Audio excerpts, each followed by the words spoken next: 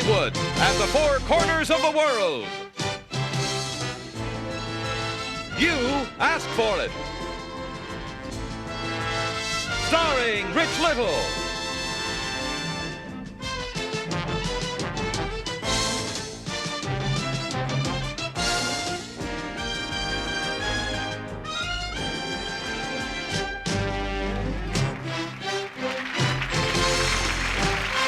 Here's the star of You Asked For It, Rich Little.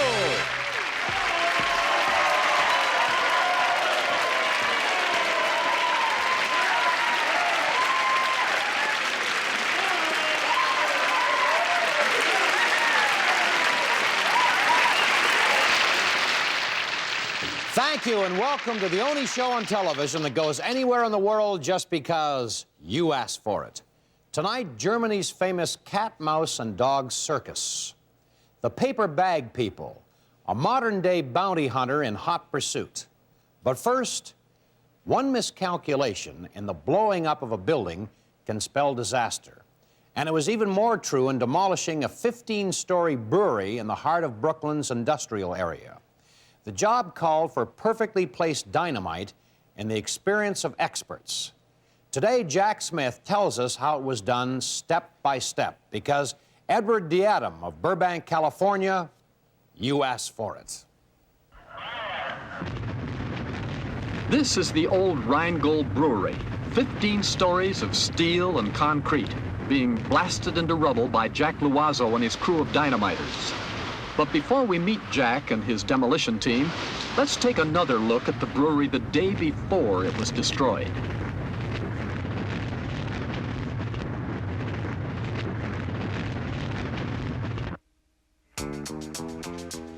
Jack discovered his talent for blowing up buildings back in the late 40s. And since then, he and his company, Controlled Demolition Incorporated, have gained a reputation for being the most versatile in the field. The explosives are usually installed on Saturdays, and the building's blown up early Sunday morning when traffic is light.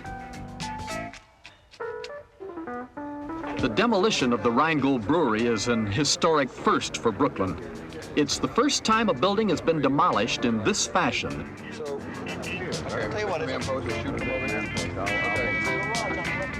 So we deal with two awesome powers. One is explosives, and with this building, gravity is always here, tremendous force.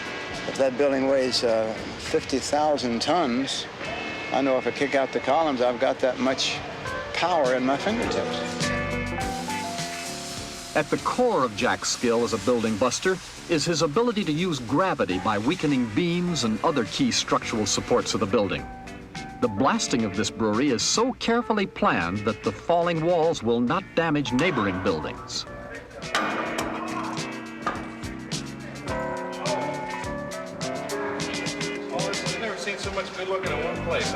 Charges were set on the second and fourth floors with two different kinds of explosives. One kind for the steel columns, another for the cement walls. Plywood is used to board off the window spaces on the two floors so that the blasting can be directed inward rather than outward. If you're on a roof and you step off, you're going to get hurt when you stop. And we know there are certain things you can and can't do with explosives. And our men are all trained. They all wear radios. We all know what's going on all the time. And some men in 2 years think they know more than we do. And off they go on their own, and they blow themselves out of business real quick. On Sunday morning, Jack and his crew are keyed up for the big blast-off. If the charges are too strong, not only will the building come down, but so will half the neighborhood. If they're too weak, 15 stories of steel and concrete will fall the wrong way.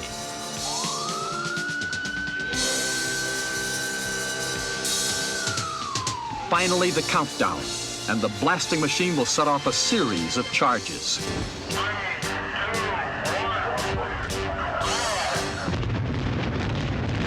Blast off. Slowly, surely, the explosives do their work.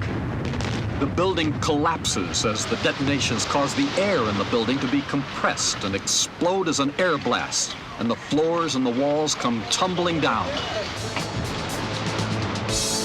The 160-foot-high structure is reduced to piles of twisted, smoking steel and smashed concrete in a matter of minutes. And we saw it happen because, Edward D. Adam, you asked for it.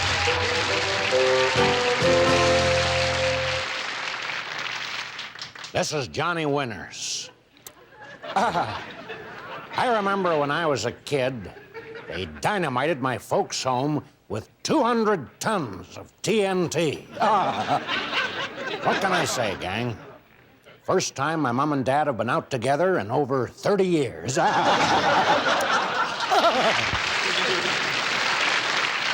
This is Liberace. Don't you wish everybody was? I'm one of your all-time favorites, and you're gonna meet me next and a lot of other celebrities among the amazing collection of paper bag people. Isn't that wonderful?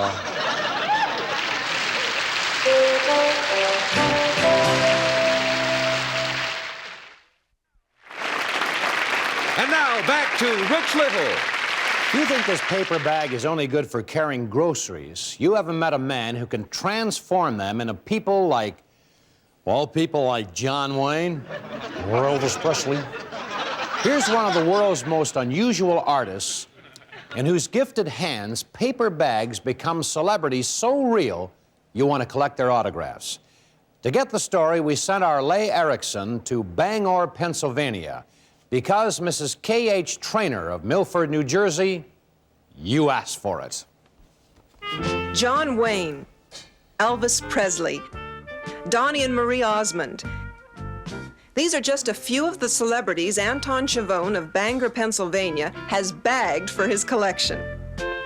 Some people collect autographs of celebrities, some collect memorabilia. But Anton Chavone goes one better by collecting life-size replicas of famous people he has created from paper bags. I just enjoy working with paper bags. Couldn't afford to buy marble or anything else. I was self-taught, and I have been doing it on my own, and I found a new technique in doing the papier-mâché work that I've been doing all these years. Anton has been an artist for 39 of his 58 years.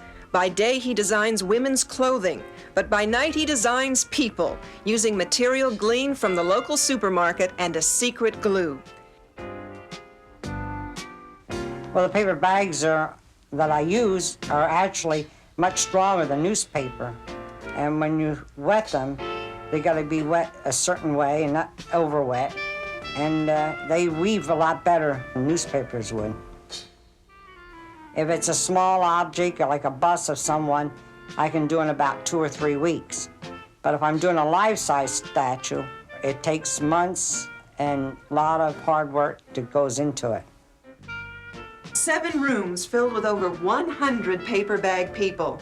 Some of the figures are of celebrities, and some have a more personal meaning to Anton, such as these life-size figures of his mother and father. There are other examples of Anton's artistry in this house besides his paper bag people. For instance, a beautiful copy of Michelangelo's Sistine Chapel painted on the ceiling of this 8x10 room. Anton has devoted years of work to these religious scenes, like this inspirational Christ on the cross, a replica of Michelangelo's Pieta, and Anton's masterpiece, The Last Supper, made entirely out of paper bags. I was given this wonderful gift by God, and I feel like I should pay him back by doing these sculpturings, and I just love to do them because they have a meaning when you look at them. But it's Anton's celebrity figures he gets the most recognition for. This fully costumed replica of Liberace came to the attention of the famed entertainer and earned Anton a free visit to a concert and a face-to-face meeting with the piano master. How does Anton decide who to put in his collection? Well, like Madame Tussauds' famous wax museum in London, he sets strict criteria. The people he chooses must be famous, talented, and respected. And sometimes he'll do one if you ask for it.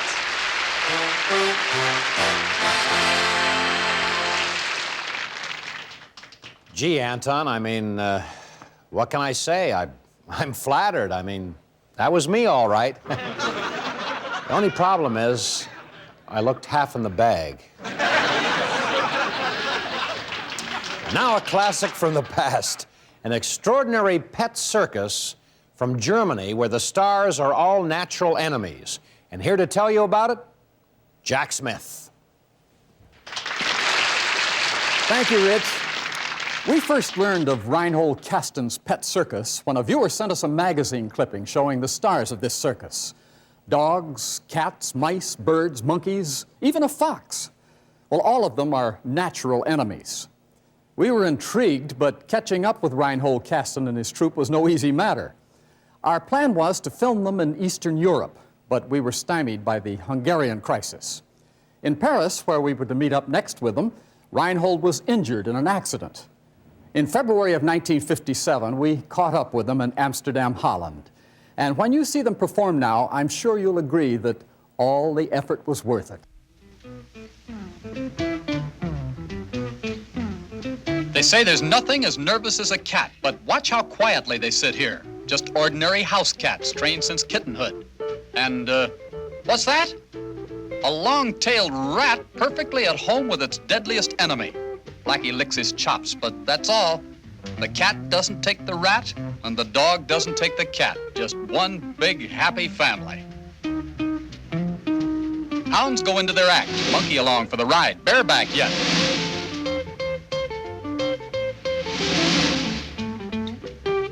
Some animals have all the fun. See what I mean? Monkey gets another ride.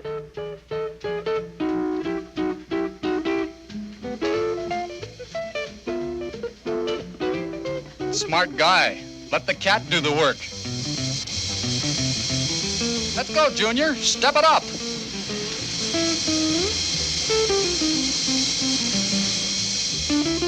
All dressed up for Sunday. Parade's about to begin, and Mother Goose leads the way. You know, we thought we had the world's only trained fox on our show a few weeks ago, but here's another. Old Brer Fox pushing the goose. The cock of the walk hitchhiking there on top. Now, don't look now, Foxy, but I think you're being followed. Living proof that all animals can live together if they're properly trained. Dog walking one way, cat the other.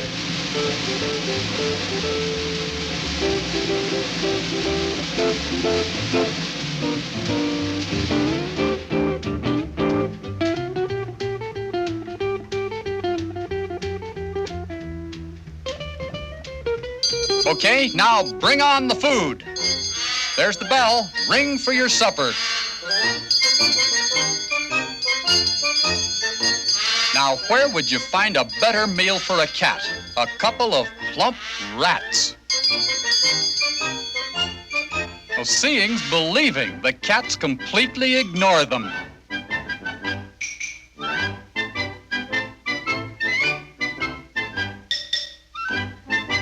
One, two, three, 4 rats on a rail, and look how they stay put. Right in the way of the cats if they intend to get across. The cat steps gently over them. And another one follows. They do this every day. There's little wonder that this act, trained by Reinhold Kasten, has become famous all over the world. These cats seem to be afraid of nothing. Now watch this. How's that?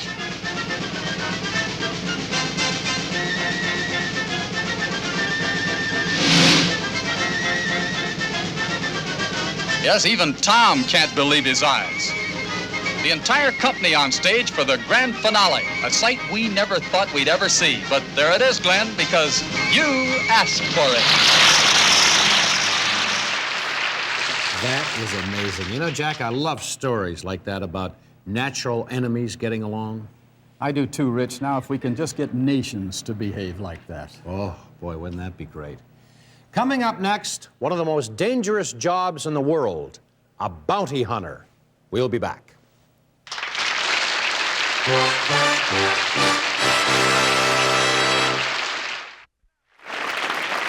And now back to Rich Little. Thank you, John. You asked for it is your show, so don't hesitate to challenge us. No matter how wild your idea is, write to us. The address is You Asked For It, P.O. Box 1980, Hollywood, California, 90028. For the right price, this man will risk being killed. He's pursued a lead to this door, a lead which could net him $50,000 or a bullet. He's a modern-day bounty hunter, and you're going to see him in dangerous action right now because Robert C. Johnston of DeMont, Indiana, you asked for it. This post office box, 7043 in Maryville, Indiana, belongs to one man, Lance Cardinelli, who looks like this, and this, and this. Now, which is the real Lance Cardinelli? Well, they all are. Lance, as a bounty hunter, has to use many disguises to protect himself from people seeking revenge. But you don't really have to worry about him because when the time comes, he's ready. Moving, you're dead. We're going to follow Lance today as he demonstrates how he goes after one of the 6,000 fugitives he's apprehended in the last 16 years. Yeah, I'm looking for ways. And nobody has ever escaped him. Oh, hi, Squeaks. How you doing? That's worth a half a yard. You know where he's at? Where's he at? I don't find any reason whatsoever to sympathize with the people I deal with. People who've broken the law. There's a reason I'm there, and they're going to jail. Right to jail. I don't take them home. I don't baby them. I don't feel sorry for them. His first stop is the police station to make sure he has the backing of the official lawman. He's showing us the kind of thing that might happen when he's hot on the trail of a suspect. My name's Lance Cardinelli. I'm a professional bounty hunter. That's a certified copy. Felony warrant for this gentleman. He's at that address presently. He's to be considered armed and dangerous. Okay, everything checks out. I'll have a couple units and we'll go help you serve this. Thank you. Many people have asked the kind of money that I make as a bounty hunter. To give a specific figure, I won't. Different criminals have different rewards on their head. And whatever that specific reward is what I wind up with. There's not much I won't do or I'm not capable of doing to apprehend somebody. A particular case that comes to mind, I was after this person for 13 months. 13th month came, I got that person though. Mr. White in there? We've got a warrant for Mr. White. Ain't no Mr. White here. We'd like to come in and see, sir. Stand back.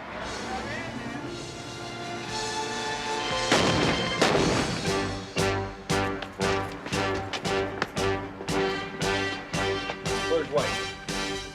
Under the law, Lance can use any means to capture a criminal, but the job is often frustrating, and not every lead is successful. He left about 2 minutes ago. He walked out just before you guys came in. He's been chased, bitten, kicked, stabbed, and shot. And you wonder why he does this job? For the money. And because, Robert C. Johnson, you asked for it.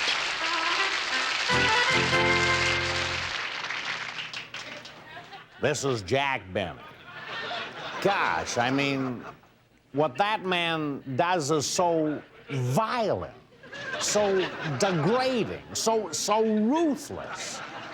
And he does it all for, wait a minute, did he say money? Gosh, what a hero.